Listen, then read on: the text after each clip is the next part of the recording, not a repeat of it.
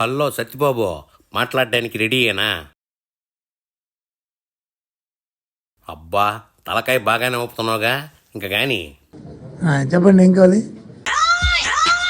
పండబడ కిరాణా కొట్లో గుమస్తా అడిగినట్టు అట్టా ఏం కావాలని అడుగుతావేంటి? వచ్చి రాని నీ 4 మాటలు మాకు సార్లేగానే. ఓసారి నవ్వితే ప్రోగ్రాం స్టార్ట్ చేద్దాం. అంతేనా? ఏందిదే నవ్వి అంతేనా అంటున్నావో? ఈ మాత్రం నవ్వు మా షోకి సరిపోదు, కొంచెం మ్యాటర్లోకి వచ్చేయి. 44. ఏంది సత్యబాబు 44 అని అన్నిసార్లు అంటున్నావు? ఇంతకీ ఎందుకు 44 అంటున్నావో? ఈ సగం ముగిసిపోయినట్లే.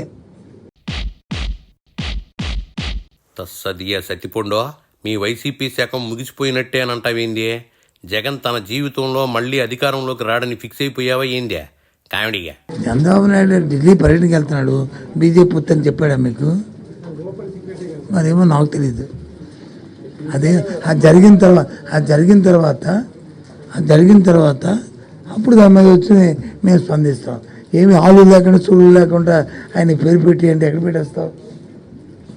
ఎందుకు చెప్పు? అంత అవసరం లేదు నాకైతే. బాబుని విమర్శించాల్సిన అవసరం నీకు లేదని చెప్తున్నా. టీడీపీ వైపు ఏమన్నా కన్ను ఎట్టేసావా ఏందే?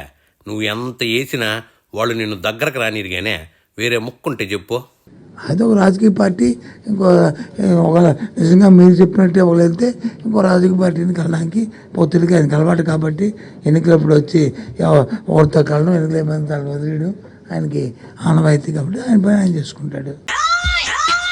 ఓహో, బాబు ఎవరితో ఎప్పుడు పొత్తులో ఉంటాడో తెలియదంటావా? అయినా రాజకీయాల్లో శాశ్వత ఫ్రెండ్స్ శాశ్వత ఎనిమిస్ ఎందుకుంటారు చెప్పు?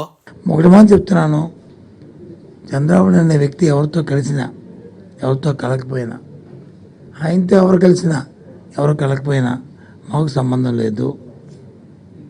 మేము ఆల్రెడీ మా నాయకుడు చెప్పగానే చెప్పారు మన సభల్లోనూ, మేము ఒంటరిగానే ఎన్నికలు వెళ్తాం. మీరు ఒంటరిగా వెళ్తారని చెప్తున్నా గొప్పోళ్లే. అయినా మీతో కలవడానికి ఏ పార్టీ సిద్ధంగా లేదనే టీడీపీ వాళ్ళు అంటున్నారు కదా సత్తిపండు. ప్రజలకు వచ్చి ఈ 5 సంవత్సరాల్లో మేము ఏదైతే మంచి చేసామో, ఏదైతే సంక్షేమం చేశామో, ఏదైతే వాళ్ళ తాలూకు ఆర్థిక పరిస్థితులు మెరుగుపరిచామో, వాళ్ళందరూ కూడా సుఖంగా ఉండడానికి పరిస్థితులు కల్పించాము, రైతుకి హాయిగా గిట్టుబాటు ధరను కల్పించాము. మీరు 5 ఏళ్ళు బటన్ నొక్కడం తప్ప ఏం చేశారా? రేపు ఎన్నికల్లో మళ్ళీ మేమే ఎన్నికల్లో గెలుస్తామని నమ్మకం పూర్తిగా మాకుంది. ఇది వాస్తవం, సత్యం. మీకంత నమ్మకమే ఉండుంటే మీ పార్టీ అభ్యర్థుల్ని జంబ్లింగ్ ఎందుకు చేస్తున్నారమ్మా? సో కాబట్టి ఎవరు వెళ్ళకపోతే మాకేటి? చంద్రబాబు నాయుడు ఎవరితో పోతే మాకేటి? చంద్రబాబు నాయుడు వెళ్తే మాకేటి? ఆయనతో ఎవరు వెళ్తే మాకేటి? ఆయనతో ఎవరు పోతే మాకేటి?